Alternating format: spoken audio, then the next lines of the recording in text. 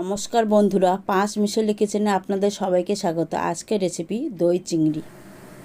দই চিংড়ির জন্য নিয়েছি চিংড়ি মাছ, দই, লঙ্কা কুচানো, আদা বাটা, পেঁয়াজ কুচানো, মেথি ও গোটা জিরে ভেজে গুঁড়ো করে নিয়েছি, লবণ, চিনি, ঘি নিয়েছি। মেথি ও গোটা জিরে কড়াইয়ে দিয়ে নেড়ে চেড়ে ভেজে নেব। এই রান্নাটা আমি সাদা তেল দিয়ে করব ও ঘি। সাদা তেল দিয়ে দিলাম, দিয়ে 1 চামচ ঘি দিয়েছি। নেড়ে চেড়ে ঘিটা তেলও গরম হয়ে আসলে পেঁয়াজ কুচানো দিয়ে দেবো।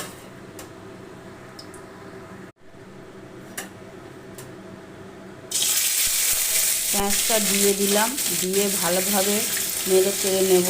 পেঁয়াজটা লাল করব না, একটু নরম হয়ে আসবে তখন আদা কুচানো দিতে হবে।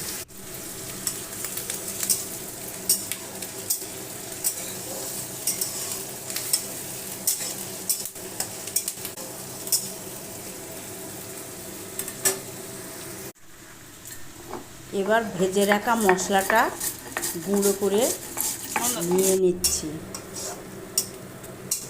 পেঁয়াজটা নরম হয়ে এসছে, এবার আদা ঘষাটা অ্যাড করে দিলাম, দিয়ে মশলার সাথে ভালোভাবে মিশিয়ে নেব। এরপর অ্যাড করব লঙ্কা কুচানো দিয়ে দিলাম, দিয়ে মশলার সাথে ভালোভাবে নেড়ে চেড়ে নিলাম।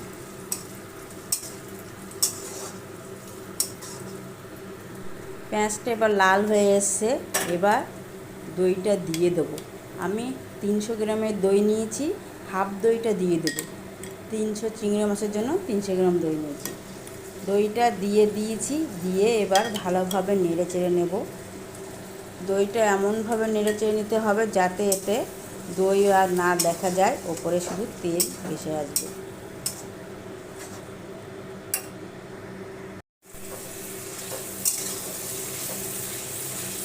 মশলাটা প্রায় হয়ে এসছে, এবার আগের থেকে চিংড়ি মাছ সামান্য লবণ মাখিয়ে রেখেছিলাম হলুদ ছাড়াই, এবার চিংড়ি মাছটা দিতে হবে।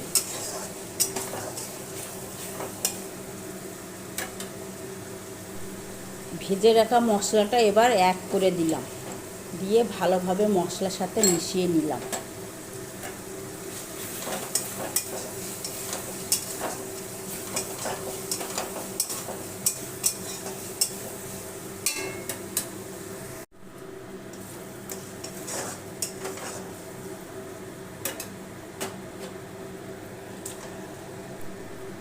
এবার চিংড়ি মাছটা অ্যাড করে দিলাম, দিয়ে ভালোভাবে নেড়ে চেড়ে নিলাম।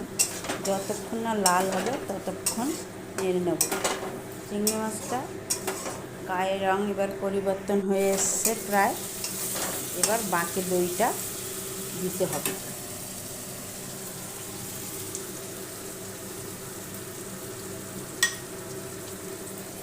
বাকি দইটা দিচ্ছি, দিয়ে ভালোভাবে নেড়ে চেড়ে নেব। নিয়ে লবণ দেব ও সামান্য চিনি দেব, ব্যালেন্সটা ঠিক রাখার জন্য, যেহেতু এতে অনেক টক দই পড়েছে তার কারণে।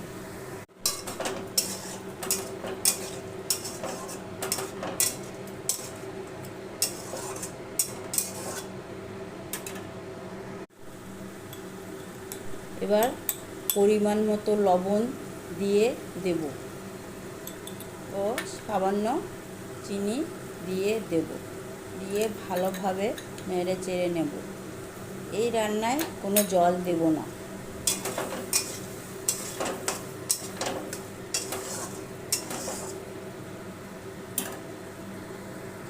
কিছুক্ষণ মিডিয়াম আঁচে এইভাবে রান্না করে নেব। চিংড়ি মাছটা ভালোভাবে সিদ্ধ হয়ে আসলে রেডি হয়ে যাবে দই চিংড়ি রেসিপি। অবশেষে 1 চামচ ঘি দিয়ে দেব। ঘি দিয়ে দিলাম, দিয়ে নেড়ে চেড়ে নামিয়ে নেব।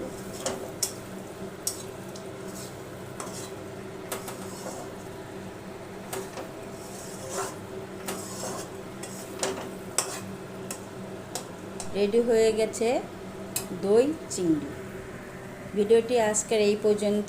আপনাদের ভালো লেগে থাকলে লাইক, শেয়ার, কমেন্ট করার অনুরোধ রইল। সাবস্ক্রাইব করে পাশে থাকবেন।